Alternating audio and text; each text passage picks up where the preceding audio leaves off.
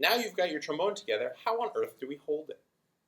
So, what I like to do, if I'm my left hand, and I'll show you this way, is I'm actually going to make this shape. It's kind of a gun. I know, not school appropriate, but that's what's going to work for us today. I'm going to take my thumb, and I'm going to put it over this bar on the bell. So just like that. And I'll show you from another angle. So I want my thumb, just like that. With my gun, I want to put one finger under this top bar on the slide and one finger around the mouthpiece. So it's going to look just like this.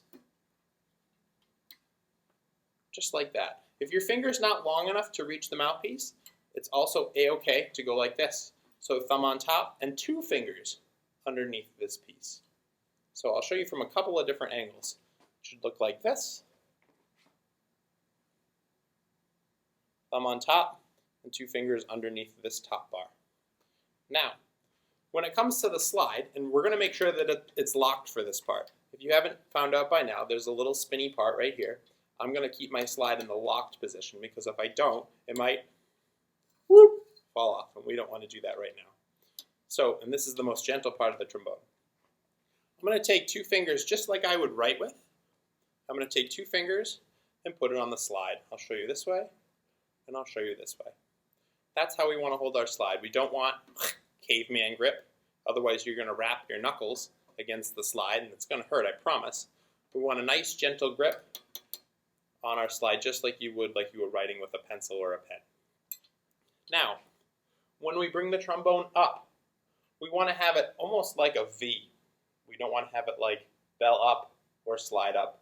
We're going to balance it just like this, and I'm going to rest it right here on my shoulder, almost like in the crook of my neck and where my shoulder meet, just like this. And I'll show you from behind so you get a better view.